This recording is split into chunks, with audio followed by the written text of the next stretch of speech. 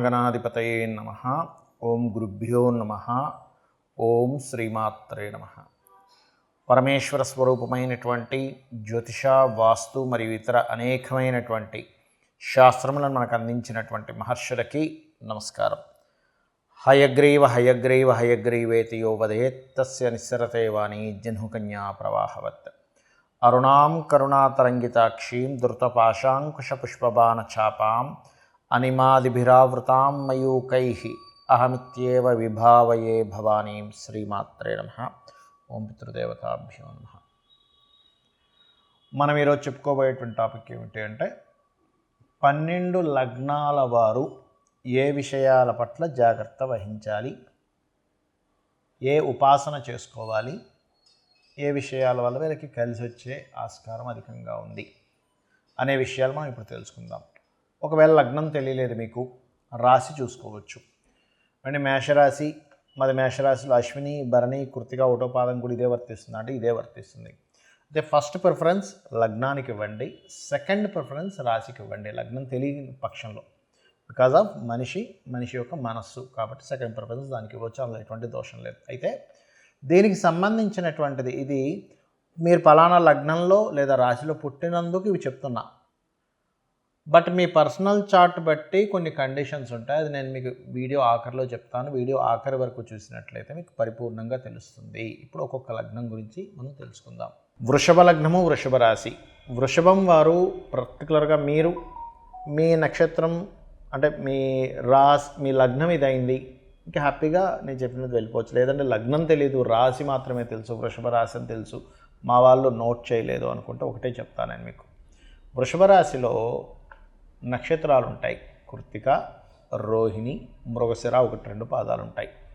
కృత్తికా నక్షత్రంలో జన్మించాము, ఉదయం నిద్ర లేచిన వెంటనే సూర్యుడిని, స్కందుడిని తలుచుకొని మీ మైండ్ అంటే మెడిటేషన్లో ఎక్కువగా ఆ నామం ఎక్కువగా చేయండి. ఎందుకంటే మనం ఏదైనా ఒక పని చక్కగా చేయగలుగుతున్నామంటే మన మైండ్ సెట్ ఎంతో స్ట్రాంగ్గా ఉంటేనే దాన్ని చేయగలుగుతాం.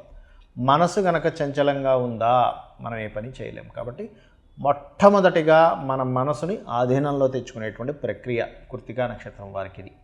అదేవిధంగా రోహిణి వారు శ్రీకృష్ణ పరమాత్మని లేదా అమ్మవారిని, రాజరాజేశ్వరి అమ్మవారిని తలుచుకోవచ్చు, లేదా అమ్మవారిది ఏదైనా సరే చేసుకోవచ్చు.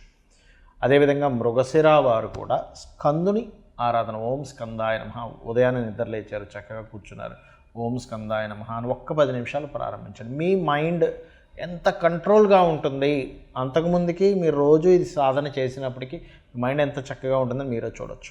ఇక ఇక్కడ మనం విషయానికి వస్తే కనుక మీకు ఏ వాటి మూలంగా మీ యొక్క కర్మ సంబంధం కలిగి ఉంటుంది చూసుకున్నట్లయితే మదర్తో కొంత కర్మ సంబంధం కలిగి ఉంటుందండి. అంటే మదర్తో కొంత మీరు మదర్కి కొన్ని చేయాల్సిన సేవలు లేదా గురువులతో సర్వసాధారణంగా వృషభం వారికి కన్నా చూసుకుంటే మీకు ఏమవుతుందంటే, మీరు గమనించండి, వృషభ లగ్నంలో జన్మించాము అంటే మీకు ఏదైనా మాస్టర్ ఒకటి చెప్పినప్పుడు ఇది కాదు ఇంకా బాగా చెప్పొచ్చు, ఇంకొక వర్షన్ ఉంటుంది అని మనకి ఆ మాస్టర్ చెప్పింది అంత సంతృప్తి అనిపించదు. బికాజ్ ఆఫ్ ఇది పాస్ట్ లైఫ్ నుంచి క్యారీ అవుతున్నటువంటి విషయం. ఇది మనం అనుకుంటాం ఏంటి ఈ అబ్బాయి మాస్టర్ని కూడా మనకి ఇంకా అలా చెప్పచ్చు ఇలా చెప్పచ్చు అంటున్నాడు, అందరికీ నచ్చింది అని అనిపిస్తుంది. కానీ అది అలా కాదు. అక్కడ ఏంటంటే ఆ మాస్టర్కి అంటే మాస్టర్స్కి ఇతనికి ఉన్నటువంటి ఒక కర్మ కంటిన్యూ అవుతున్నటువంటి అంశం అది. అలాగే పర్టికులర్గా మీరు జల సంబంధించినటువంటి ప్రదేశాలకు వెళ్ళినప్పుడు మదర్ రిలేటెడ్ సంబంధించినటువంటి అంశాల్లో, అదేవిధంగా ఇక్కడ మీ యొక్క సిబ్లింగ్స్తో కూడా కొంత కర్మ మీకు కనెక్ట్ అయి ఉంటుంది. ఇక్కడ మెయిన్గా ఏమిటంటే కొన్ని ధార్మికమైనటువంటి విషయాలు చేసేటప్పుడు కానీ, గురువులతో కానీ, అంటే గురు సంబంధించిన వీటిల్లో కానీ కొంచెం మీరు వారి పట్ల అనవసరమైన ద్వేషాన్ని పెంచుకోకండి. సర్వసాధారణంగా నేను చూసినటువంటి కేసెస్లో ఒక 10-15 వేల జాతకాలు వృషభ లగ్నం మీద పర్టికులర్గా చూసినప్పుడు వీళ్ళ లైఫ్ పాస్ట్ లైఫ్ గురు సంబంధించిన వాటితోనే క్యారీ అవుతూ ఉంటుంది. బట్ ఇక్కడ ఏమవుతుందంటే వీరికి వచ్చేసరికి ఇక్కడ వీరితోనే తెలియని ఇంకా ఆ కర్మ కంటిన్యూ అవ్వడం వల్ల ఇబ్బంది వస్తూ ఉంటుంది. ఇది అందరికీ అవదండి, ఓన్లీ వృషభానికే. మరి మీకు ఏ కంఫర్ట్స్ ఏవి బాగుంటాయంటే గవర్నమెంట్ కంఫర్ట్స్ వచ్చే యోగం ఉన్న లగ్నం ఇది. అటువంటిది ఏదైనా గవర్నమెంట్ రిలేటెడ్ సంబంధించింది ఏదైనా వస్తే ఆపర్చునిటీ వదులుకోకండి.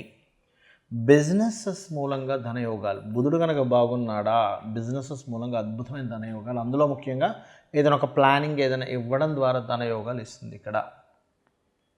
అయితే మీరు ముఖ్యంగా మీరు చేయవలసినటువంటిది విష్ణు సహస్రనామాలను మీరు ఎంత చేసుకుంటే అంత బాగుంటుందండి లైఫ్ అనేది, అందులో ఎటువంటి తిరుగులేదు.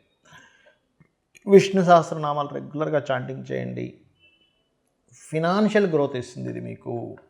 ఇప్పటి వరకు మనం ఏదైతే చెప్పుకున్నామో మీది గనక పలానా లగ్నం అయితే పలానా విషయాలు జాగ్రత్తగా ఉండండి అని, పలానా ఉపాసన చేయండి అని, లేకపోతే పలానా విషయాలు మీకు అందిపుచ్చుకుంటారని, మీ లైఫ్లో ఈ విషయాల్లో బాగుంటుంది మనం ఏవైతే చెప్పుకున్నామో ఇవన్నీ కూడా మీ లగ్నం బేస్ చేసుకొని దీన్ని స్థిరంగా ఉండేటువంటి కారకత్వాలు అంటారు. అంటే పలానా లగ్నంలో పుట్టాము అంటే పంచమాధిపతి రవి అవుతాడు మేషంలో పుడితే, లేదా వృషభంలో పుడితే పంచమాధిపతి బుధుడు అవుతాడు, అదే మిథునంలో పుడితే పంచమాధిపతి శుక్రుడు అవుతాడు, లేకపోతే లగ్నాధిపతి బుధుడు అవుతాడు. ఇట్లా కొన్ని కాంబినేషన్స్ బట్టి చెప్పుకుందాం. మరి పర్సనల్ చార్ట్లో ఇది ఏమైనా మార్పు వస్తుందా అంటే ఖచ్చితంగా పర్సనల్ చార్ట్ దగ్గరికి వచ్చేసరికి మార్పు వస్తుంది. ఎలాగా అంటే చెప్తాను చూడండి. ఇప్పుడు టీటీ ఇంజెక్షన్ ఉంది. టీటీ ఇంజెక్షన్ ఏదైనా సెప్టిక్ అయితే వేస్తారు.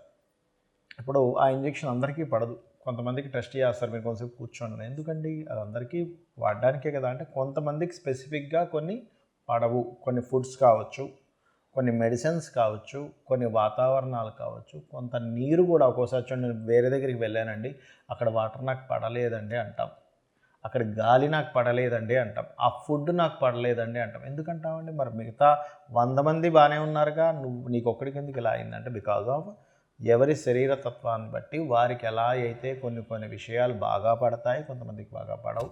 అదేవిధంగా సబ్జెక్ట్స్ కూడా చూడండి, 40 మంది పిల్లల్ని కూర్చోబెట్టి టీచర్ చెప్తే అందులో ఒకరికి అద్భుతంగా అర్థమవుతుంది, కొంతమందికి అసలు సబ్జెక్ట్ అర్థం కాదు. ఎందుకు?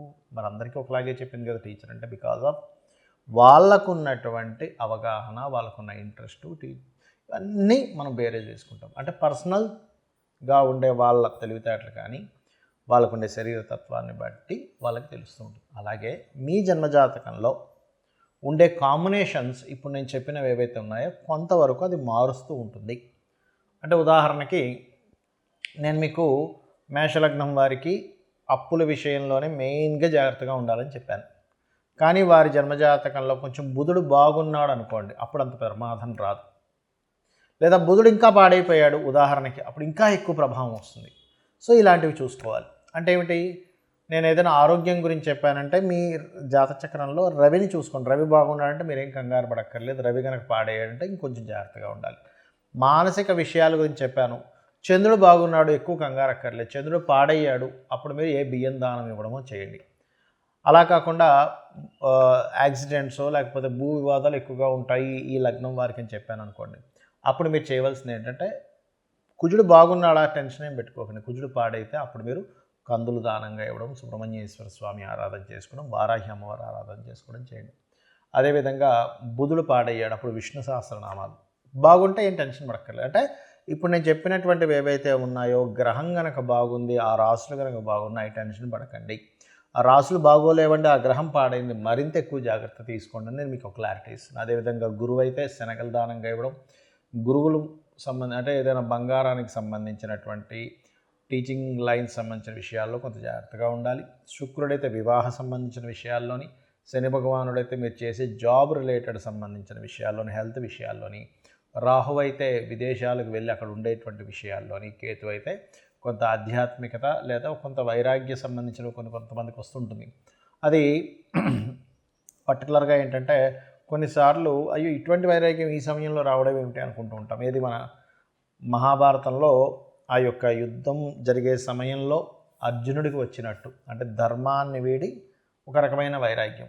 అప్పుడు కృష్ణుడు లాంటి వాడు మనకు కావాలి. ఆ శ్రీకృష్ణ పరమాత్మ యొక్క భగవద్గీత ఎవరైతే వింటారో ఈ వైరాగ్యం కూడా తగ్గుతుంది.